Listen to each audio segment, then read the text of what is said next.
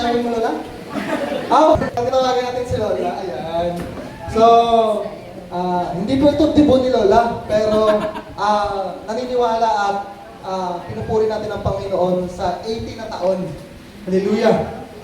Sabi sa studies, ang pinakamatagal na lang ng buhay ng tao ngayon ay 60 to 70. Pero purihin ang Panginoon sa buhay ni Lola. And, ayun, syempre, magbibigay ng mensahe sa kanya yung kanyang mga anak.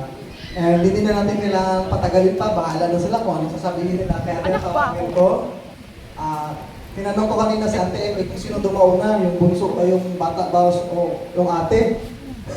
Pero sabi ko sa Uncle Kim sana, araw-araw na daw silang nag-message isa't isa. Kaya si, ano na lang, si Mama Beth, diba? Yung aking nanay, diba? Si Mama Beth. Hallelujah!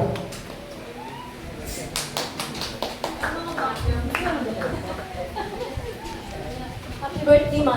Pero, may sitting chance. Kaya yun, sineselebrate natin yung birthday mo sa 80. Pero, sa amin kasi magkakapatid, 7 kami magkapatid, 8 sana kami namatay yung isa. Sa konting history lang sa amin, hindi ako ang panganay. May 3 pang kapatid namin na matanda sa akin. Pero ako man ang pinakamatanda sa amin 4 ngayon. Ano ko lang konting history sa amin. Si Mama po ay 80 years old ngayon. Sa 9 pa. Pero ngayon sineselebrate din ang karawan niya. Sa 80 years old, sa 80 years ng buhay niya ay halos kalahati balo siya. Kasi sobra 40 pa lang siya nang nabalo siya. Na kami na lang po ang kasama niya mga anak. Katuwang niya yung panganay namin na doon na sa US ngayon. Kasama niya kayong asawa at 3 anak, 1 apo.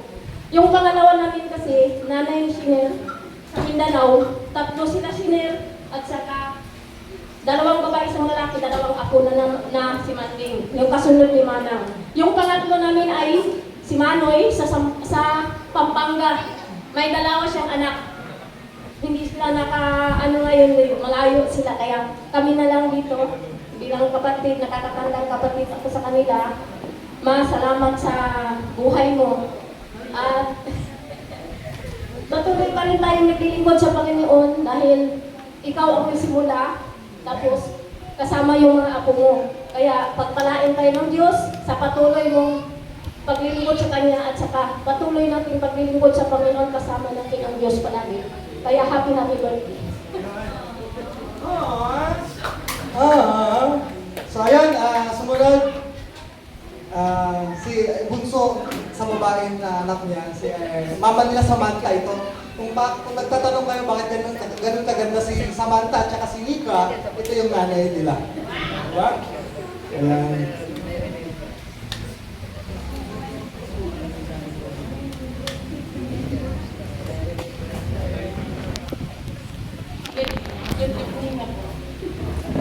Good evening everyone.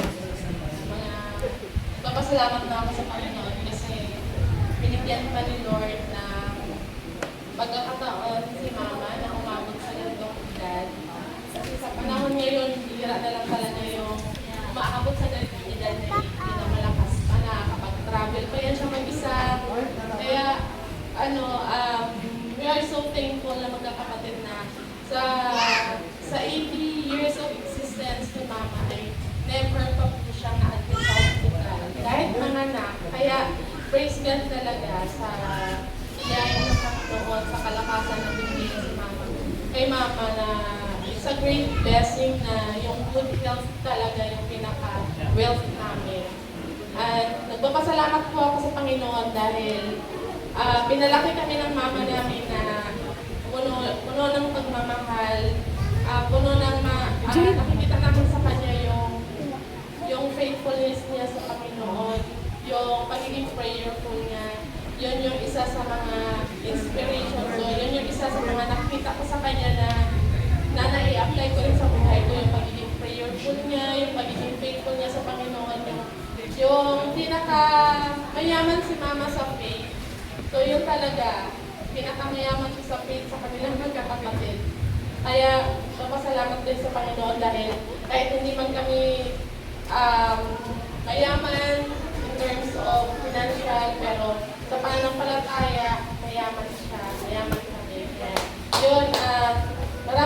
Salamat ma sa pag-alamat mo sa amin na kahit mag-isa ka na lang na nag-alga sa amin ay nakayanan mo sa tulong ng Panginoon, sa tulong ng mga kapatid namin, na nakakatandang kapatid namin. Kaya na pagtagumpayan niya lahat ng pagsubok. So yan lang po. Maraming salamat sa kabutihan ng Diyos sa buhay. Happy birthday, Mama, advance. So, ayun. Thank you po sa kanyang sa inyong mga anak ni Lola. Siyempre, in behalf sa aming magpipinsan, di ba, yung pinaka-oldest naman na apo ni Lola. So, tinatawagan ko ang pinsan ko at asawa ni Pastor Joshua. So, si Shinir. Di ba?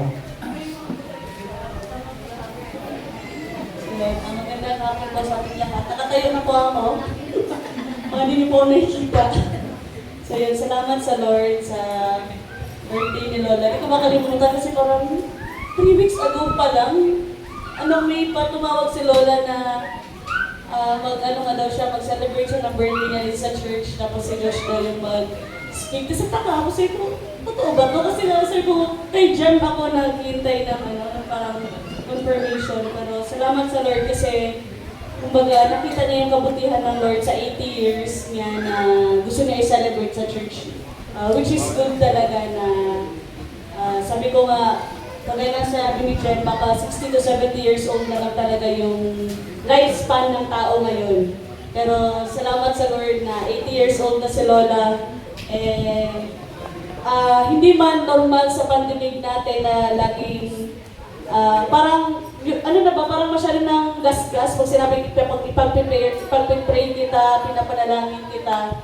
Akala natin maliit na bagay lang yun, pero salamat sa Lord talaga na may lola kami na living testimony kung paano talaga siya lumakad sa Lord. And kagaya kay Grandma Lois, kung kilala niyo siya sa Bible, lola ni Timothy. So ganun ko nakikita si Lola na from Lola hanggang sa kay Timothy, naipasa talaga yung pagiging servant, yung paglilingkod sa Lord. And kaya kami din, hanggang ngayon, nakikita niyo kami nila Jeff ay patuloy na naglilingkod sa church.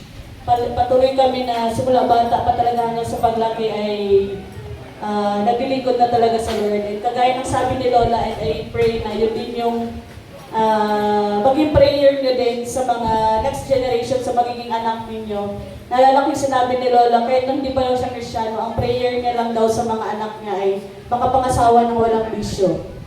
Ng lalaking magiging asawa ng mga anak niya, yung mga walang bisyo. And glory to God, kasi kung titingnan ko, ititrace ko simula kaya ti Tata hanggang sa kaya ti Emmy, si Uncle Kim na lang tulang.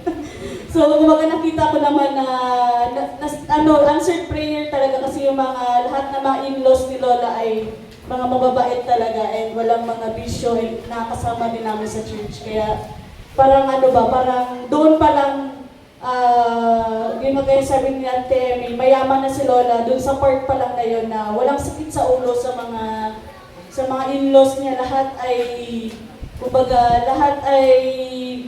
mabait, lahat ay okay sa kanya. Naalala ko po si Papa pag nandun siya sa Pagadian.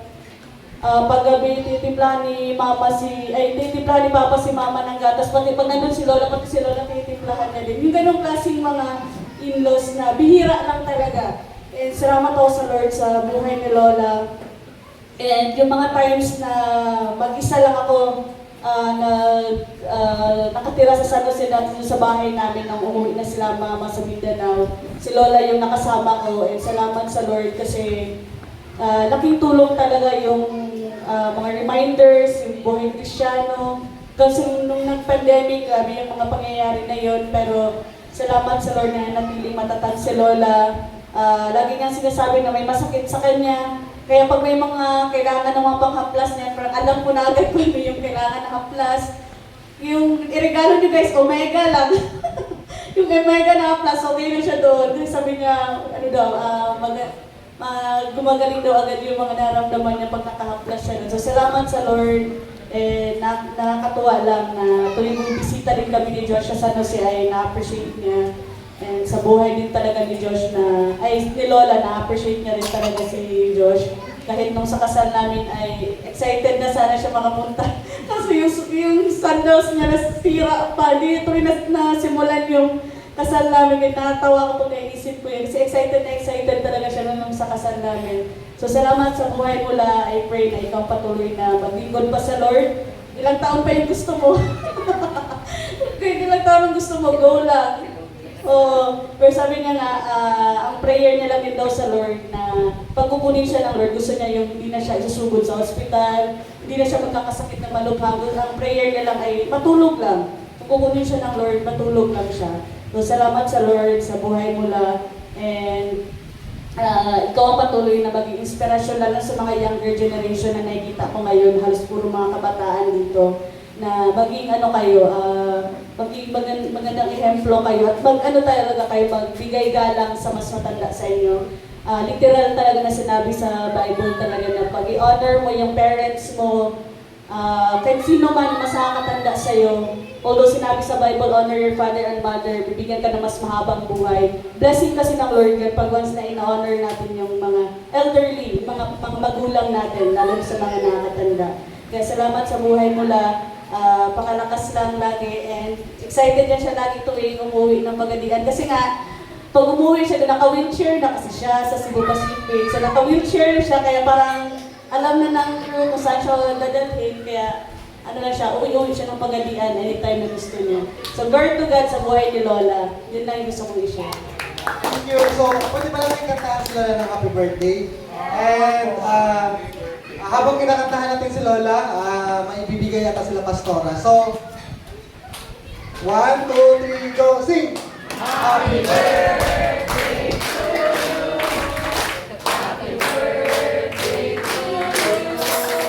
Happy birthday, happy birthday, happy birthday to you! Happy birthday to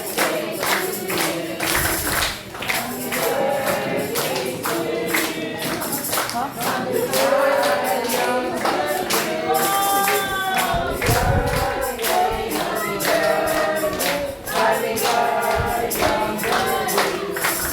Ayun, so, piniprepare pa yung cake para kay Lola. Kasi pagtapos ni Lola, isi-celebrate din natin yung mga birthday ng month of June. Diba? So, sobrang dami. Diba? So, sino ba yung mga birthday ng June? Habang inantay natin yung cake ni Lola? Si Uncle Carl, birthday ng June. Basta June daw. Si June. Tatay ko. Sino pa? Si Jam Jam. Si Jam Jam? Yan, sino pa? Si Kuya Kim, nung 1. Kasama ni Jam Jam. Sino pa? Si Sai Sai. Sino pa? Ikaw, Dave. June 33? Si Arvel! Si Hermel, ikaw, Mark, kailan nga? Ay, next week pa daw sa kanya kasi magpapahanda siya. Ipatin daw yung kanya. Sino ba? Si Jonah. Jonah, happy birthday. Oh, talaga siya, yun nga. Si Jonah pala, ilan ka na, Jo? 36? Pero talagang kitang-kita ko na effective ang skincare mo. Diba? So, yan. So, antayin lang natin si Lola, ha? Yun. Pagtapos ito, mag-reggae na kayo. Habang inaantay niyo yung turn nyo, mag-makeup na, o kung para pag sa picture pa, okay, ayos. Si Judah, yun, birthday ni Judah sa araw ng kalayaan, sa 12 naman. Kaya, ang treat namin sa inyo, walang pasok that time. Pumunta kayo sa gusto niyong puntahan. Ha? Sa 12, Dave. Regalo namin sa'yo, pumunta ka, huwag ka na pumasok sa 12. Regalo namin sa'yo kasi birthday ni Judah. Regalo nga ni Judah, birthday namin sa'yo, huwag kang pumasok. Yan, so, yan, ito yung cake ni Lola, di ba? So, yan. Lola. Make a wish daw, Lola, pero who is your crush? Iba pala. So, ayan, muli, happy birthday, Lola. In behalf sa mga anak mo, sa apo, sa mga in-laws, sa Christ the Healer Church, sa lahat-lahat, ito yung pagpapakita ng mahal na mahal ka namin. And salamat sa buhay mo. Bilang isang Kristiyano, yung fear na sa'yo ay napalitan ng pananampalataya ng ilang dekada na. Kaya, sabay-sabay tayo sigaw ha. Happy birthday, Lola. 1, 2, 3, go! Happy birthday, Lola! So, ayan, ulit na. So, go mo na, Lola.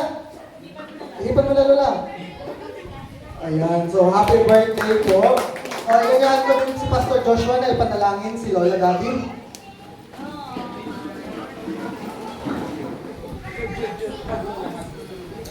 Sige po, let us pray kay Lola Daddy. Pwede po natin extend yung ating mga kamay and we can speak blessing to her, no? Sige po, let us pray. Dakilang Diyos, aming Ama, salamat Lord sa kabutihan mo, sa buhay ni Lola Daddy. Alam namin, Panginoon, na ginagamit mo siya, Panginoon, bilang yung instrumento sa simbahan ito. At alam namin, Panginoon, na ikaw yung Diyos na nabibigay sa kanya ng kalakasan. Salamat Lord sa 80 years na naging tapat ka sa buhay niya. Kaya dalangin po namin sa mga susunod na taon, Panginoon, ng kanyang buhay ay yung patuloy na pagsama mo, Lord, with a good health and financial provision, Panginoon. Dalangin namin, O God, na naman yung desires ng heart ni Lola Daddy. Kayo po yung magbigay ng finger dito, ng sagoyin, Panginoon, magamit niyo po siya, Panginoon, for the advancement, Panginoon, ng iyong kingdom sa lugar na ito. Kaya muli, tanas po namin siya sa iyong harapan. In Jesus' name we pray. Amen. Ayan, Lola, pwede ka